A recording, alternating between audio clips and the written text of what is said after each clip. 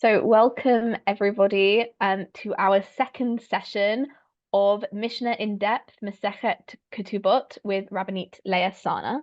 This course is a project of Drisha's Rivka Rosenwein Zichrochron Livracha Mishnah Division and is sponsored in memory of Rivka Rosenwein. As you come into the Zoom room, I will invite you to become a panelist. You should accept that invitation. It just means that you will be able to come into the main Zoom room, turn on your camera if you wish, and most importantly, turn on your microphone for when Rabbanit Sarna invites questions and comments. We just ask that you keep yourself on mute when you're not speaking. It minimizes the background noise so we can all hear each other. Your questions and comments are always welcome in the chat, or if you're joining us on Facebook Live, then in the Facebook comments, and I will bring them to Rabbanit Sarna. And I will also be sharing the source sheet in the chat if you want to follow along on your own source sheet. And with that, I will pass it over to our wonderful teacher. Hi everyone, welcome back. So over the past week, we learned the second parak of the Mishnayot and Ketubot. They were just as hard as the first parak in a lot of ways. We're going to talk through kind of quickly, just in the sense that each of these topics could be weeks in full time in the yeshiva. So we're gonna just touch on three things that of the many, many interesting things in this parak. I don't think we can really pass through this parak without talking at least for 1 second about the concept of pasha asar hua pasha hitir. The mouth that made it prohibited is then the mouth that made it permitted. So that's topic number one. Topic number two that we're going to talk about is this fascinating idea of who gets to decide who is a Kohen.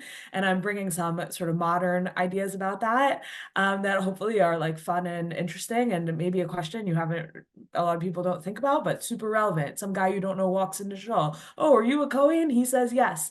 How do you know that that's true? And what are the standards of proof for that? And they've really changed over time, so we'll talk quickly about that. That'll be number two. And then number three is going to take a turn towards some stuff that's going to feel really close to home in terms of modern times. We're going to talk about the Kohen and his wife, and the wife who was taken hostage and then returned, and what their marriage status is. I'm leaving that for the end because if it's too close to home for anyone, you're totally welcome to just hop off at that point. I also want to flag that I felt like we couldn't not talk about it, but we also cannot do it full justice. So we'll end with just some tools for what might happen, the halachic conversation for all of the hostages and victims of the Hamas attacks is very much kind of still underway, but we'll mention quickly some, unfortunately, our halachic literature is sort of full of previous times that horrible things have happened to Jewish women. So we'll talk about some of that. And then we will I'll just leave with one tiny line in the Ritva at the end that's just one of the many tools in the toolkit for how we might find a way forward for women in our own time. So again, every single thing, it's we're only having appetizers for dinner. That's kind of what's happening tonight. And everyone should go and spend many years in yeshiva and learn all of these things in great depth, but that's what BQ learning, the upside is you see a lot of things, and the downside is you don't understand them in their full intensity and complexity, but maybe it gives everyone a sense of what do I want to come back to someday. So that's what we're doing here today. So we're going to start out with a pasha asar hua pasha hitir, source number two, but source number one is the background for it.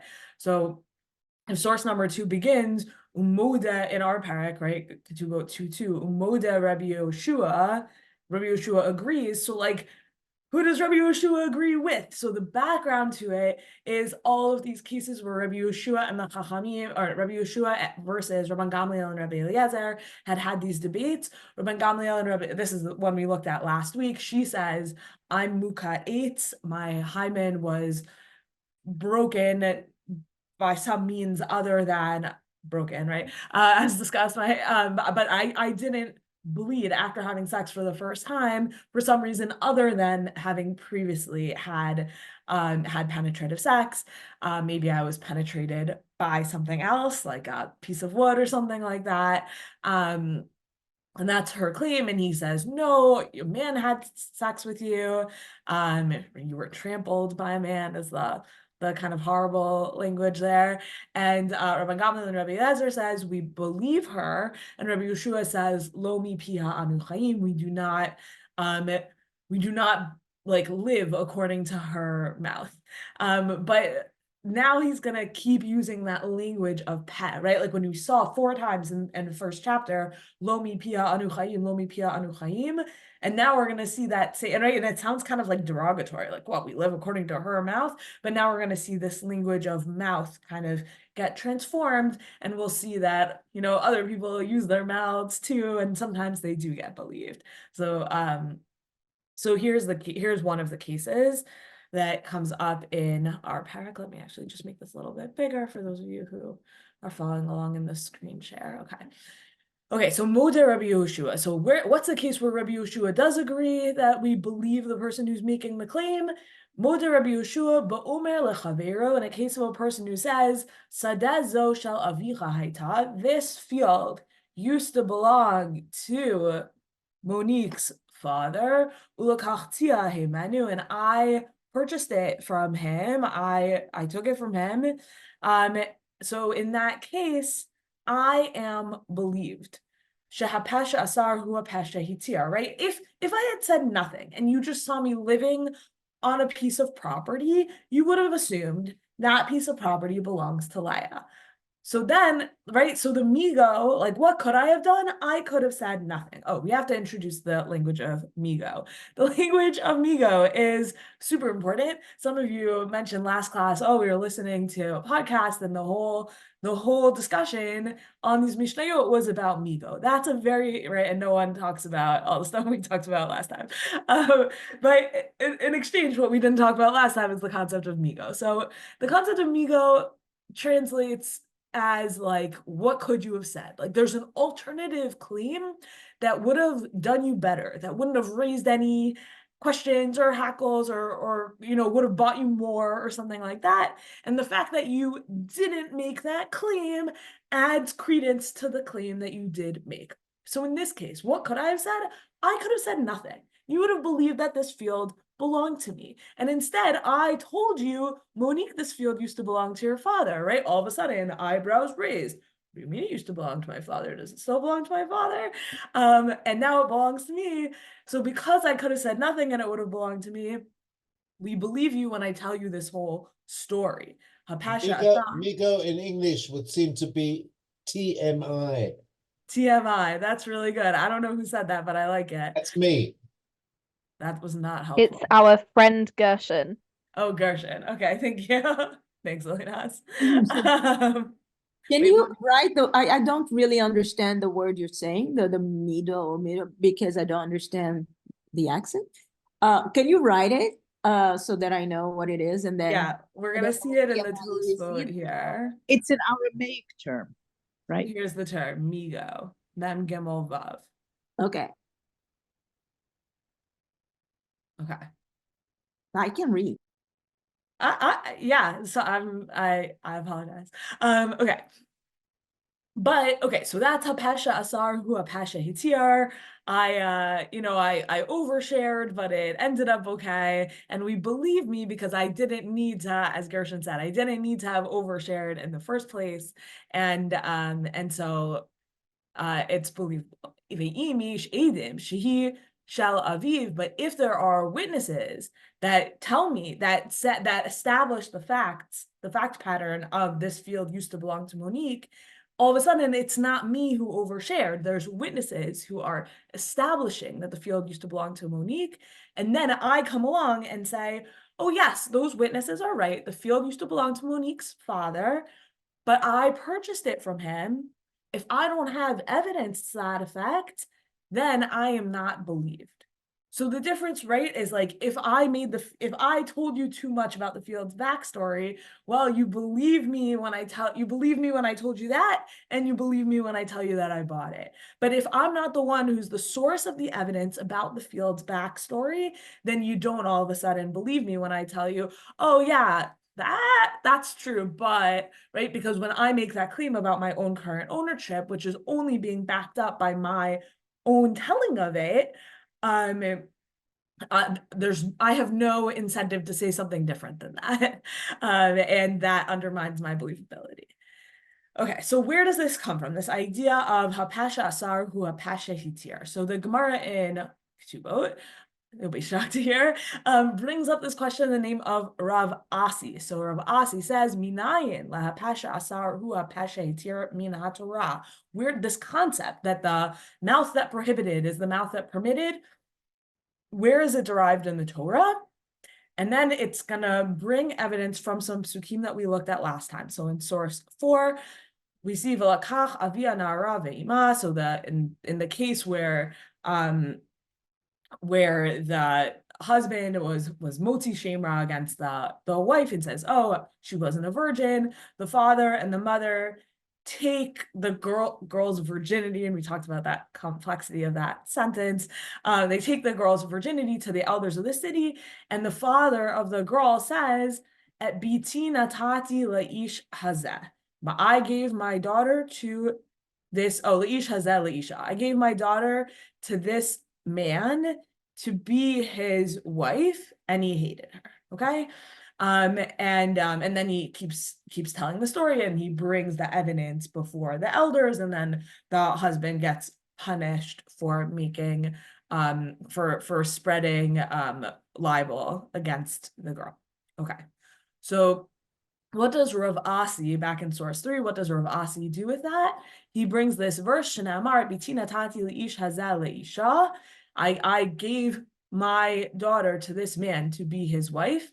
Leish, epitina tati leish, is to prohibit, right? The minute he says the first half of that sentence, his daughter is now prohibited to everyone.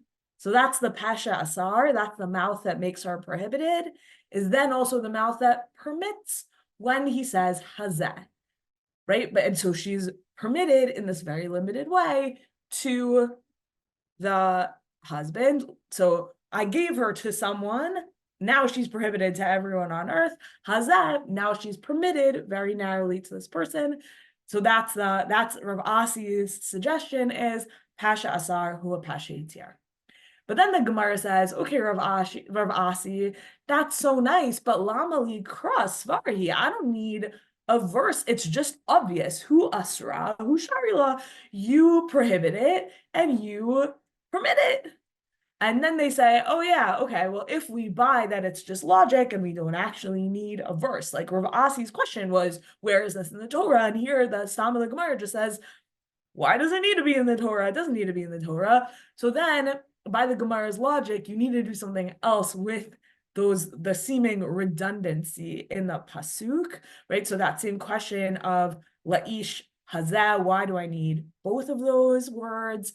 We have to answer that in some way. So then they come along and say, oh, like the rules of motzi shemra apply to a husband, but not to a yavam. So that's where the Gemara there ends up, which means, right, at the end of this Gemara, you're still wondering, is pasha asar hu pasha hitir, is it learned out from a verse in the Torah, or is it just natural logic? And it's sort of unclear by the end there. Okay, so that's also just sort of like an interesting thing that happens all over the place in the Gemara. Oh, do we learn it from a pasuk, or do we learn it from svara? And it's always sort of interesting what's really going on there, because wouldn't we want to learn it from a pasuk? Or does the Gemara have sort of like a sense of maybe like natural law or something like that? Anyways, I think this is like very interesting from all kinds of perspectives, but we do not have the luxury of time here, as previously mentioned. Okay, so something interesting that the Tosfot bring out, and they do it kind of at length, and I'm not going to give this Tosfot the time it deserves, but I did. It's not so simple to find translations of Tosfots, but this one so strangely happened to be on Sefaria. It had a lot of extra stuff in there that I kind of trimmed out, but it's kind of a fun Tosfot, and I think it's accessible enough. So people are really welcome to look into it in their own time. But here's where the Tosfot spells out that, oh, the reason why Pasha Asar Hua Pasha Tir works is through migo, which is what I kind of expressed before, right? This idea that like you could have said nothing and you would have been in better shape. Then you opened your mouth and you, right, TMI, you overshared, and now you can like walk it back a little bit and we believe you. And part of the reason of that believability is that is like the overshare in the first place. Leah, I feel like you're coming. We Trying to say have something. a question in the chat Yes. from Miriam about the category of migo. So before we go further into it, Miriam asks, doesn't the category of migo necessarily deconstruct itself? I mean, basically, it gives you the incentive to say it, thus invalidating it as a persuasive argument. Good. So we could spend a year on migo. And that's exactly the type of question that gets asked. And different types of migos carry different halachic status and weight, and like different argumentative weight, maybe, because of exactly kind of problems like that. So I'm not really answering your question. I'm just saying, like, yes, good question. Go learn more Torah.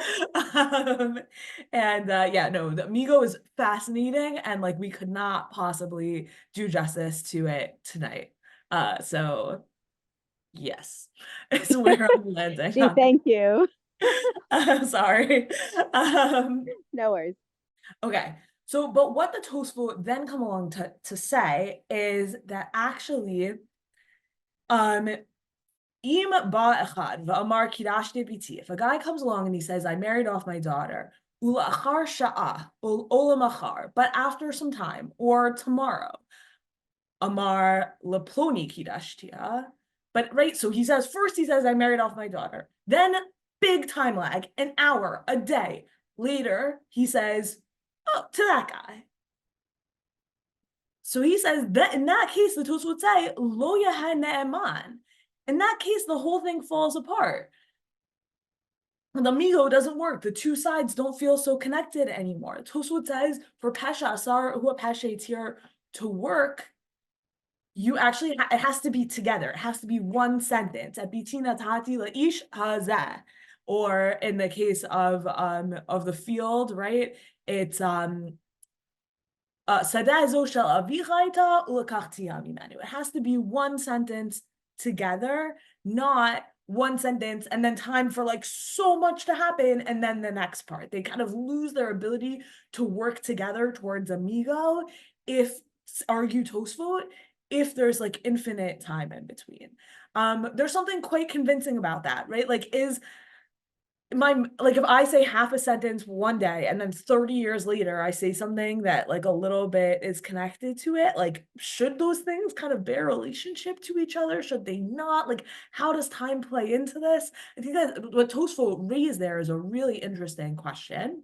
They actually say, oh, maybe like the continuation of this Tosfot with the re is like, oh, maybe it doesn't actually apply to like the exact case of Motzi Shemra, but then at the end here, I bolded it. At the end here, they say, okay, so we're not talking about Motzi Shemra, we're talking about some other case, but right, so bring this idea that Pasha Asar Hua Pasha Tir must be the language they end up using is toch kedei dibur. It's while you're still speaking. Often we say like it's the amount of time it would take you to say Shalom Alecha Rabbi. That's how long you have to kind of like take back anything that you had said. Tosfot would say that's how long you have between part A and part B of Pasha Asar Hua Pasha Tir. But it seems like the Rambam potentially, at least according to the Maggid Mishnah, doesn't agree with this. So the Rambam brings a case where he utilizes Pasha Asar Hua Pasha Tir. So here's a case: a woman who comes and she says, "I was married, but then I got divorced." Right, so this woman could have just come along and said, I'm single, but now because she's defined herself as divorced, that's actually like a lowering in status for her, right? So it works as amigo. And the Rambam says, yeah, she's believed Pasha Asar Hua Pasha Tir. And the Magid Mishnah says, it's interesting, the Rambam doesn't go into this whole thing that the Tosfot do about Toch Kedei Dibor. And in the end, he says, I don't buy it. I don't buy what Tosfot are selling. Ein din ha-Mishnah dafka toch kedei dibor. No, the laws of the Mishnah do not only apply toch kedei dibor. One day she can say, oh yeah, I used to be married. And the next day she can say, oh yeah, but we got a divorce. And those two things can still fit together, say the Magid Mishnah. So just like one of the many debates about Pasha Asar Hu Pasha Hitir.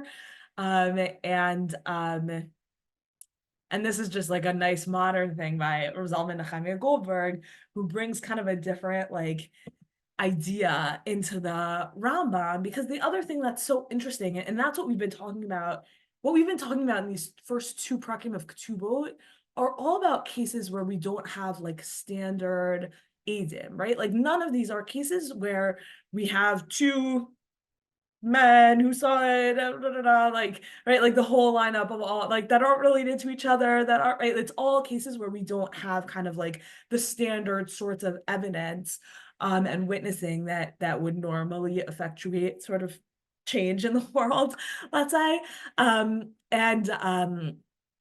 so Rosalman Nechemia Goldberg says that Harambam mevin sheyish kan ne'emanut meyuchedet. There's a certain special type of believer of trustworthiness, kasher in tzorech be'edut, in cases where you are believed and you don't need witnessing, like our case in the Rambam, the woman who comes along and says, I used to be married and then I was divorced.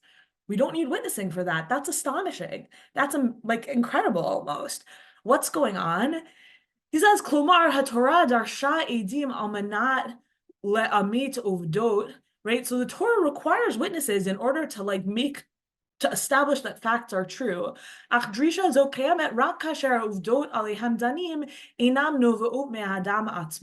that's only true when the facts that are under debate or under discussion don't come from the person themselves. But when all of the information that we have comes out from an individual, in that case, when it's the one peh that's talking, there's no need at all for witnessing, and the person themselves is believed. That person is the one who created the whole discussion that we're having, and therefore that person is believed to resolve it. Not because we have some kind of external evidence that this person is a truth teller. Rather, he's the Baal HaMaseh. The whole thing is him. The whole action, the whole story, the whole everything belongs to this guy. And therefore he is believed with its regard, which I think is just a totally fascinating view on what does it mean that we don't require witnesses, right? In everything we need witnesses, including, by the way, the get that supposedly was given, right? That needed witnessing, but her coming and telling this story gets believed because the whole kind of bubble in which that story exists, it only exists from her. There's no one else sort of coming along to make arguments about it. It's all about. What about the principle of Ein Adam Mesim et Atzmo Rasha? Doesn't that contradict what you just said? Well, doesn't it contradict this whole principle potentially? Right?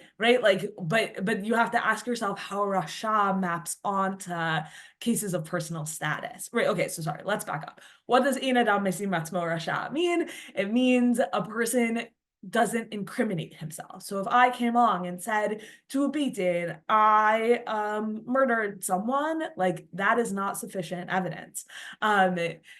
But it seems like in this case, this woman saying I'm a divorcee, that is sufficient evidence. So I think what's interesting there is sort of how do we divide Rasha, maybe criminal behavior or something bad from something that just exists, from just like a neutral sort of status standpoint. Because in these personal status, in like Nashim cases, people are believed. So yeah, no, again, that's like another one of those topics that sort of, if we were just taking Ketubot really slowly, one line at a time, and enjoying all the time in the world, we would absolutely be deeply in that question also. Okay, I want to move on very briefly to Kohanim today. So we had it in the Mishnah in our parak, we had our mishnayot of our parak, we have these two mishnayot, two people. One says, Zeh omer kohinani, Zeh omer kohinani. Each one makes a claim about them being a priest. They are not credible. But bisman shehem meidim zeh al zeh, guy A says about guy B, oh, he's a Kohen. Guy B says about guy A, oh, he's a Kohen. Then they are believed. So it's still not like the same kind of evidentiary requirements as we need for my murder case previously stated, but you can't just ascribe yourself a certain status and be believed. But then we have a second opinion. Rabbi Yehuda omer ein ma'alin lekehuna al pi eid echad. Rabbi Yehuda says, no, actually, you can't elevate to priesthood on the basis of one witness. Rabbi Yehuda says, no, you actually need two witnesses. And then Rabbi Elazar says, well, when do you need two witnesses? Maybe it's b'makom sheyesh orin. Maybe you need two witnesses in a situation where guy A says about guy B, oh, he's a Kohen, but guys C and D say about guy B, he's not a Kohen. Yeah, Debbie, what did you want to say? When they're witnessing about each other, it reminded me of when the women testify about each other that their husbands died. Didn't we just have, isn't there a Mishnah about that? Yeah. And they're also believed, though. And they're believed, but they can't testify about themselves. Exactly. Right? It has to be cross-referencing. Yeah. Yeah. That's what it reminded me of when I read it. Yeah, perfect. It's the same idea. Yes, very good. So just to finish the sentence, right? Well, in orin, but if there's no one who's bringing a challenge, then ma'alin lakuna al pied echad, then one witness is sufficient. And then we have like Rabbi Shimon ben Gamliel brings evidence from a Kohen who served in the Beit HaMikdash in the name of Rabbi Shimon ben Hasgan. Yes, it was our tradition to elevate someone to priesthood on the basis of one witness. Okay, but a really important thing is when we think about kahuna today, we think about like, what are the benefits of being a Kohen? You get to dochen, so maybe you like say this super specific bracha. You get to like lead benching, you get the first aliyah, like, okay, like, right, honorifics mostly are what we think of, but in the Mishnah, what they're talking about is eating truma. So there's really like Torah level obligations that are hanging on the status of this person being a Kohen, and a non-Kohen who eats truma illegally is doing something really bad, right? There are economic benefits. Real economic. Right, real economic, right, not just honor, dignity, incentives. Though I would say my father always tells the following joke. The guy goes to the rabbi and he says, Rabbi, please make me a Kohen. I've always wanted to be a Kohen. And the rabbi says, I'm so sorry, it's not how it works. And the guy's so sad and he mopes around. He comes back the next day and he says, you need to make me a Kohen. I really want to be a Kohen. And the guy says, and the rabbi says, like, what do you want from me? Like, there's nothing I can do. It's not how this works. And then the third day he comes back, you must make me a Kohen. I really want to be a Kohen. And the rabbi says, okay, sit down. Like, why do you want to be a Kohen so badly? And the guy says, my father was a Kohen, and his father was a Kohen, and his father was a Kohen. Make me a Kohen. And the rabbi says, okay, you're a Kohen. Okay. So, but what's interesting about that joke is in the Mishnah, the guy saying, my father was a Kohen, and his father was a Kohen, and his father was a Kohen, doesn't work. You need a different person to say, oh, I knew Shlomi and his father was a Kohen, his father was a Kohen, his father was a Kohen, then you have a witness. But the guy saying about himself doesn't work. So where does the joke come from? How does the joke make sense? So the Shulchan Aruch, let me make a space here. The Shulchan Aruch says, yeah, Misha Bab is Man Hazeh, right? So what is Man Hazeh in the Shulchan Aruch? We're talking about the 1500s in Prague. He lifted this language basically straight out of the Rambam, who's writing in the 1200s in Egypt. But Misha Bab is Man Hazeh, who comes in these times and says, I'm a Kohen, Eino Ne'aman, ve'ein ma'alino tola kuna al piatmo. He is not believed, and we don't make him a Kohen just because of his own claim. Lo yikra Torah rishon ve'lo yisak hapad. He's not allowed to get rishon, and he's not allowed to duchen, says the Shulchan Aruch. But the Rama in Poland at the same time says, actually, some people say, Na'aman likro Torah rishon. Actually, just on his own testimony about himself, we do believe him and let him get rishon, and he is allowed to duchen. And why is that? Because in lanu truma deoraita, we don't have truma on a Torah level. Shenichu shema yalu tola truma, so we don't have to be so concerned that we're gonna start giving him truma and truma, Torah level truma, and he's gonna be stealing that inappropriately and whatever. And the Rama says, "V'chein noagin ha'idna b'kol makom."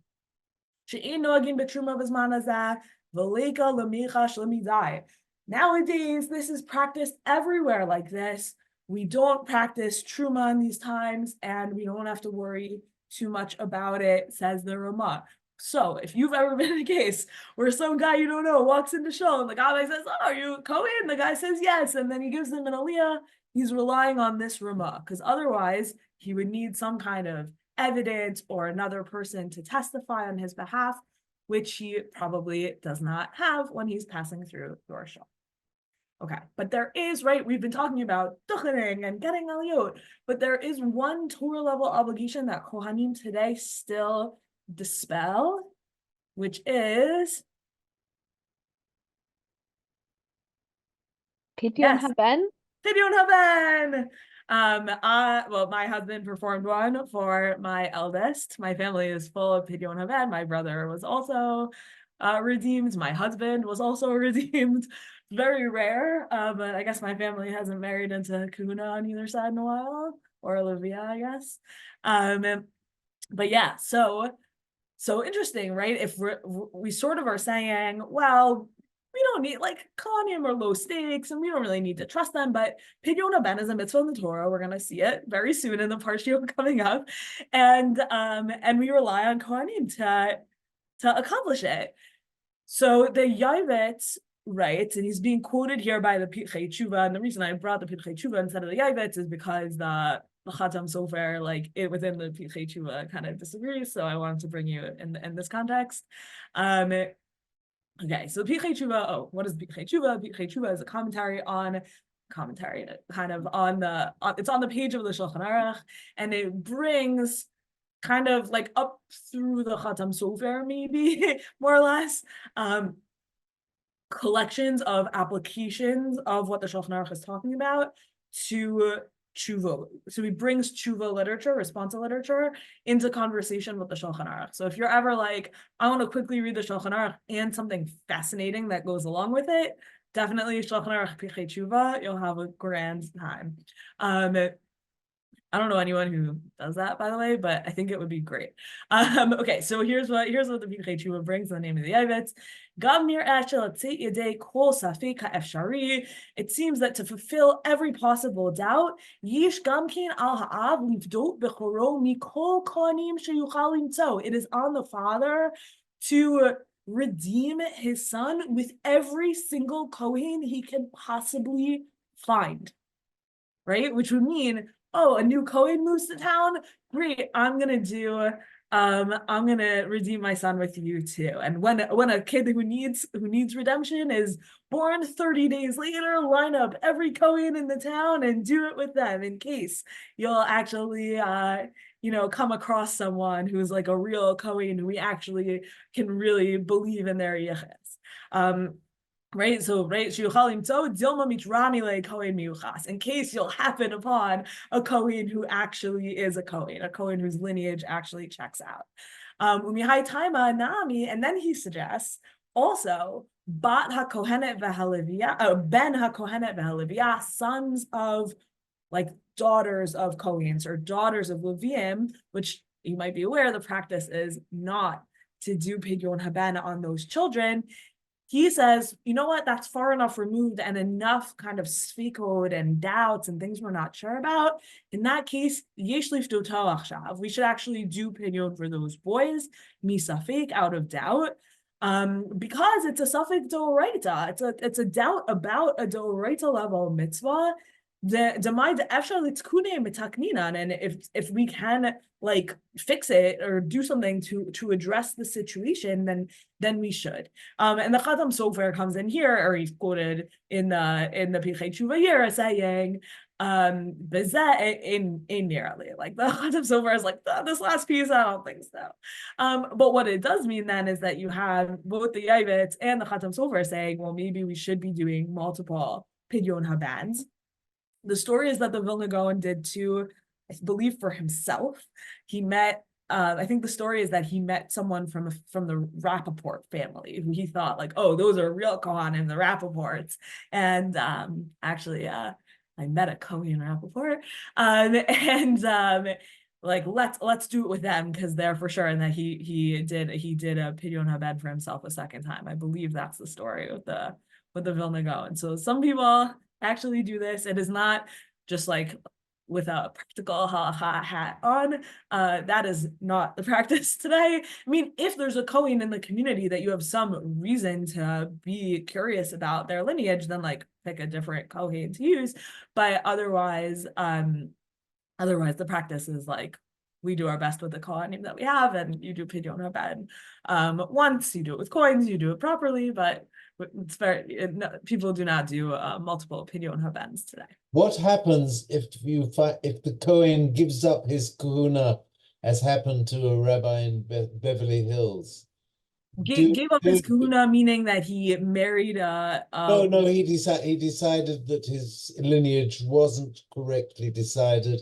He wasn't really a Kohen. This is Rabbi Abner Weiss in Beverly Hills. Fascinating. I didn't hear about that. That's very interesting. I imagine that in that case, you would encourage anyone you had ever done a pidyon for to find a different Kohen and try and facilitate them doing it again. The same way that, like, I knew someone whose father had done his pidyon with bills instead of coins, and he did himself another pidyon haben. You know, like if you find something that happened wrong with your pidyon haben, it's Torah level obligation, like it's a serious thing. So I think you would do it again. Well, it's very fortunate that you've never heard of such a case. It's unfortunate. It's fortunate. Oh, fortunate. Yes. Thank you. Okay. So now I wanna spend the next like 20-ish minutes, maybe more like 15 minutes on some of these super hard topic that I imagine people who are learning the mishnayot this week, it did not go unnoticed, the resonances into our own times. I said this at the start, but I'll say it again. Anyone who wants to hop off, if it's too much, I totally understand. We're going to be talking about hostages, assumptions about rape, things like that. So big, heavy, scary things that the Jewish women have unfortunately known from our earliest texts up until now. And that's not really like, that doesn't provide comfort. You know, sometimes when like things happen to the Jewish people that it's like, oh, it's so ancient and whatever, you're like, wow, I feel so connected. I don't think that this is like a source of connection to our foremothers, that we've suffered the same traumas as they have. Obviously, we dream of building a world where these types of traumas do not happen to people. And the thing that I think and that I hope is that maybe our approaches to it and the tools at our disposal are a little bit different. And one of those is something that we've already started kind of talking about, which is that every Kohen today has some amount of safek sort of built into there's some amount of doubt built into their lineage. Like we're not so trusting of people who claim themselves to be Kohanim. So that's something that we were just talking about in part 2. We're going to keep that in our pocket for part 3. But first we have to do some other background. So anyways, also to say, we're gonna be talking about some hard things. Anyone who wants to leave, totally understand. But that's your, you have been warned. Okay. So here's our Mishnah. So a woman who was imprisoned by Gentiles due to a monetary offense. The English here assumes maybe it was committed by her husband. The Hebrew doesn't say that. Then she is permitted to her husband after that imprisonment or after the hostage situation. And again, right, like you're seeing it already here in the English, they're calling this imprisonment, but the Hebrew is the same. That right, and we're seeing that play out like in the press today, like prison, hostage, like what's the difference? Are they the same? Okay, so if she's taken hostage or imprisoned for money, she's in, let's say, debtor's prison. When she gets out of debtor's prison, she is permitted to her husband. She can just slide back into her marriage, even if her husband is a priest. Okay, so that makes a good amount of sense. I think, did I bring you some Parshanut on that? No. But the Parshanut on that is like, they want the money, right? They want them to pay off the debt. So they want to keep her as valuable as she was, right? There's a fear that, oh, if she is injured, either physically or kind of like morally, then they won't pay up. They'll just ditch her or something like that. And so there's incentive for the Gentiles in this case where she's imprisoned because they're trying to extort money. The sense is like there's incentive for them to not have raped her, and therefore we like trust that she was kept safe throughout her imprisonment and she is permitted to return to her husband. Okay. But if a woman is imprisoned due to some kind of capital offense, she's sentenced to death, she's right, they're not, the people who are holding her hostage are not incentivized to keep her safe, like she's sentenced to death, that's literally the opposite of safe. Then if she somehow manages to escape or they decide to release her or something like that, she is not, she is, because they weren't incentivized to keep her safe, she is assumed to have been raped, and she cannot she's assumed not only to have been raped, which would prohibit her to a Kohen, but she's assumed to have even wanted in on it, like to have potentially enjoyed it or something like that. Sorry, I keep forgetting like which piece of the commentary I brought. And if she like purposefully like cheated on her husband, or like her will aligned with it or something like that, then she's prohibited to her husband. So let's just say that clearly again. A woman who is raped, if her husband is a Kohen, she cannot return to the marriage with him. Maybe, says the Mishnah, or not, that is what the Mishnah says, or assumes. And a woman who is not raped but has consensual sex with someone who's not her husband cannot return to her marriage with her husband because she committed adultery. So here, it's not just that, it's not the case that we know she had consensual sex with her captors, it's that she is assumed to have, and therefore, even if her husband is not a Kohen, she still cannot return to the marriage in this case. Okay, so now we have a question in the chat, if that's okay. Elisheva asks, how does this relate to modern day prisons? Yeah. Great question. There's a decent amount of literature about this. Modern day prisons are like segregated by sex, so usually we don't apply this to modern day prisons. And there are couples who stay together through prison sentences. Okay. Irshe Kavsha Karkom, so a city that there's a lot of scholarship about this very strange word, Karkom, especially because there's so many great Hebrew words in the Torah for a siege, but for some reason the Mishnah uses a Greek word for a siege. But okay, so there's a siege, Kol Kohanot Shenimtzu Betucha Psulo. Every wife of a Kohen within that siege is assumed to have been raped and cannot continue in her marriage.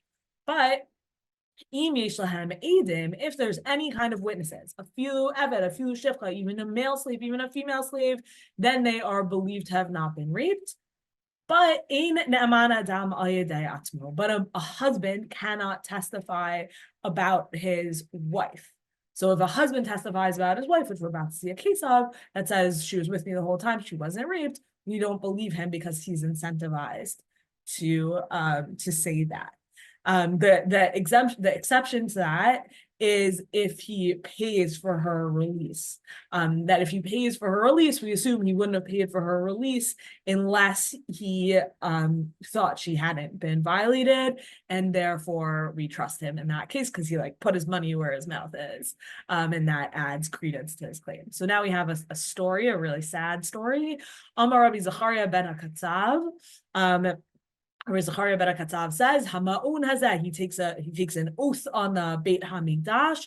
Lo zaza yada mitoch yadi misha'ah shenichnasu goyim liYerushalayim va'ad sheyatzeu. My wife's hand was in. We held hands the entire time that Jerusalem was besieged. Amru lo ein adam me'id al yedei atmo, and they held tight to their claim. We don't believe you. You're incentivized to lie.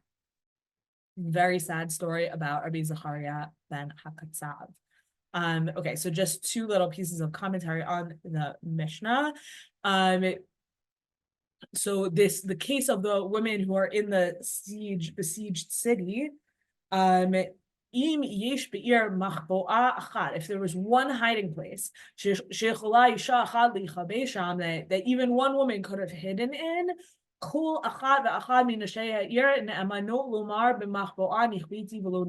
each one is believed to say, I hid in that hiding place and was not raped. And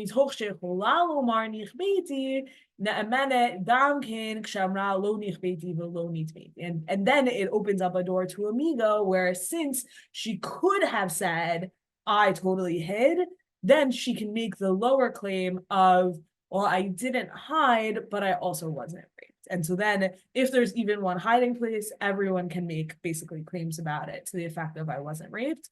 So on the one hand, all those women's marriages are saved. On the other hand, there's something incredibly sad about that, right? Today we talk about how— Sorry, did you imply that silence can act as migo? She didn't say yes, silence can act as migo. No, well, it depends what you mean by that. You said she didn't say that I hid, and that acts as migo. That's no, she can say instead, I didn't hide, right? She can make a different claim. The different claim being, because she could have said I hid, she can then also make the lower claim of I didn't hide, but I wasn't violated. I get it. Thank you. Okay. Okay. But here's what I do want to say about silence is that nowadays we want to say, speak up, we believe you, you can't heal unless you talk about your trauma, the world needs to know, and all of that undermines all of this, right? Like this is all to the effect of basically, if you want to stay in your marriage, you have to not testify, and that's really, really complicated in today's world, where like obviously the world needs to know about the horrors that were wreaked against the Jewish people. But I think some of this, it's hard to say like halacha, culture, which goes hand in hand or what, but it took a really long time for the stories about what happened to women during the Holocaust to come out. Those were not stories that people told their families, told their grandchildren. It took really specific types of research and testimony to start to learn those stories. And they're not part of like the main Holocaust narrative that we tell, even though they're horrible.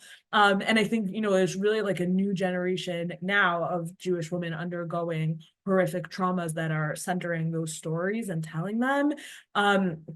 And in a lot of ways, that's amazing. And from a halachic perspective, it opens up doors of complexity that possibly did not exist previously, when women might have been happy for the opportunity to not have to talk about it. Nowadays, we sort of say it's healthy to talk about it and the world needs to hear it and you need to bear witness. And it really creates sort of like opposite wins in halacha than what have previously existed. And so that's just something that's going to really play out. Because, right, you sort of, one of the halachic tools in adjudicating cases this time around of like, was someone raped? Can she marry a Kohen? Things like that would just be to say, oh, like it didn't happen, or like we don't have evidence. And that used to be a tool that was like the first tool, the easier tool to use. And now I think we want to say this time around, like that's an unacceptable tool, like a halacha that turns on not believing someone's story or not letting her tell her story. That's a really difficult tool in our toolkit right now. And instead, it might be better to actually say, you're in love with this man, you want to marry him, or you want to stay married to him. Maybe we would instead want to say, oh, like, that's totally fine. He's not a Kohen. Like maybe it would be better for us to invalidate his kuna, something like that. Just like sprinkling this stuff in. Okay, and then this, we'll circle back to that in a second. This we already talked about, that if he put his money where his mouth is, so if he redeemed her from a hostage with money, then the money itself, the money is me'ida leha, or the money plus the action maybe is like kind of creates testimony for her, and he's allowed to marry her. Like people don't throw away money for nothing. So this again, like, does this, oh, sorry, let me finish the sentence and then raise my question about it, right? The Bartanura assumes he would never have worked so hard to redeem her if he didn't believe that she was not violated. But like, that's an assumption that's not, thank God, that's an assumption that's not true anymore. So like, can we still use an assumption like that with the halachic tools that come along with it? Or do we say, wow, that assumption isn't true anymore? That kind of strips a tool out of our toolbox. So there's all these like kind of big questions that are potentially being raised today. Okay, the Gemara tells you. And what is the answer to that? I don't think okay, let's wait until we see the Ritvan. We'll see that there are other tools. My feeling is that there are other tools in the toolkit, and there are enough of them, I think. I mean, I'm not a Gadol Hador, and that's the type of person who's going to be adjudicating these questions. But I think I hope, I believe that there are enough other tools in the toolkit that we can believe women and believe their testimonies and not silence them, and still be able to not re-traumatize them through halacha. I believe that the Torah is strong enough to make that possible. Okay, I just want to wrap up the story, the sad story of what's his name again? The wife of Rabbi Zachariah ben Hakatzav. So what happens to her, right? They don't let them remarry. So what does he do? I think it's meant to be sweet, but it feels to me very sad. We said, okay, we can't live together, but I'm making a house for you and I'm going to continue to take care of you. And then they were super careful about yichud because they had children together. So kshehi yotzah barosh banaha. So when she would kind of go out from the courtyard, she would go out before her sons so that she wouldn't be alone with her husband. When she would come back, like her children, she would make sure her children were at home, her sons were at home, so that she wouldn't be in yichud with her husband. So on the one hand, I think it's meant to be like, oh, this story is nice, like it's a family supporting, the kids are all invested, and like, yeah, mom has to, like, we're not sending mom back to her parents, she's staying here, she's part of our family, she's part of our lives, we're gonna do whatever it takes. And on the other hand, there's something like so sad because that visual from the Mishnah, we held hands through the entirety of the speech. And the rabbis being like, we don't believe you, not good enough. But like, what a visual, that hand holding. It's like, to me, that's such a heartbreaking thing. And then wow, immediately, like, they're living in the same chatzer, like they're living in the same courtyard, and they're not allowed to hold hands anymore. They're not allowed to be alone together. It's just what a crushing story. It's just a truly, truly horrible, heartbreaking story, even though, I think when the Gemara tells it, it's meant to be like, give her a happy ending, but it doesn't. Anyways, maybe you'll tell me you feel like this is a happy ending. To me, it doesn't feel like a happy ending. Okay. So this Ritva is on Kiddushin. It's on a slightly different topic, but related. So it's on the topic of women who had sex with non-Jews, and like, what's the status of the kid and all those questions. So that's Kiddushin Masechet. But the Ritva here brings a teaching by his teacher. So the teacher, Ritva had a few teachers, Rabbi Aaron Halevi, the Ra'ah, and then also the Rashba. It's not totally clear who it is, or if it's someone else altogether. But they offer a radical reread of all of these cases, where they say the Kohen that she's prohibited from is only the Kohen Gadol, which means that, and he says that, well, it's a crazy reading, right? I asked him,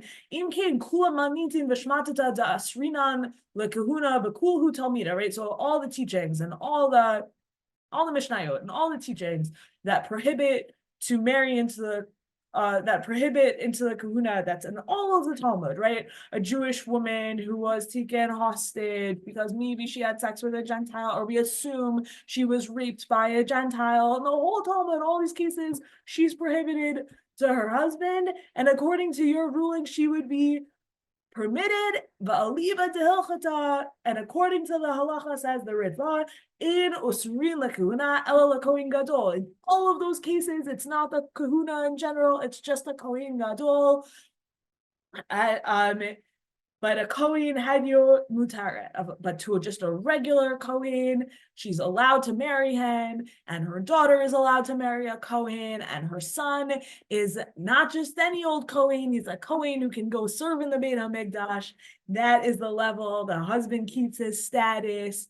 She is totally gets to keep her story.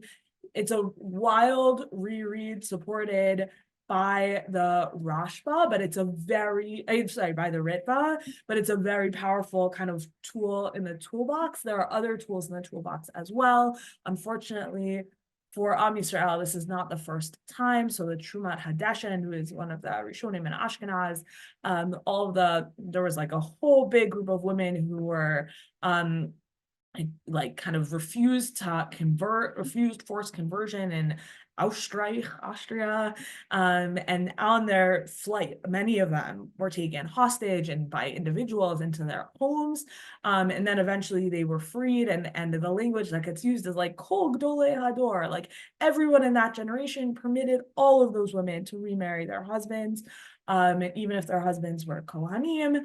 Unfortunately, that was so long ago that it's been like turned over and turned over and turned over until you have now then a sense when it's taught by Achronim that, oh, it only applies in those cases because those women were so holy, they were so tzadkaniyot, that they would never have allowed themselves to be violated. So then, right, and again, it kind of silences their story, doesn't allow for the facts, and it only allows you to say it about a certain type of woman, which maybe in our case, it's harder to say about someone who was like at a rave on Shmini Atzeret, who's also an amazing Jewish woman who deserves to have all the rights and freedoms in the world. Right, so we have in our toolkit, we have a whole history. We have also history of exactly situations like this. Women post-Holocaust met back up with their Kohen husbands and were permitted to remarry after having been in camps and potentially horrible things happening to them. So there's a lot of halachic literature in previous situations. Most of those women, not the women in the Mishnah, but many of those women were we're managed to be freed through the tools and powers of halakha. And we can hope and daven and pray that the leaders in our own generation will be as brave and as masterful with Torah as they have been in previous generations, and make sure that every single woman who is touched by this horrible massacre and hostage taking and violence will be free to live and not be re-traumatized by our beautiful Torah. Amen. Amen. Thank you so much, Rabbanit Sarna, for another week of amazing learning, and especially with these very difficult and relevant topics. And thank you so much to all of you, our learning community, for being here, for learning with us, and of course with all your incredible questions and comments that add so much to our learning. We will be continuing this class next week at the same time, and I'm looking forward to seeing you all there. Thank you very much.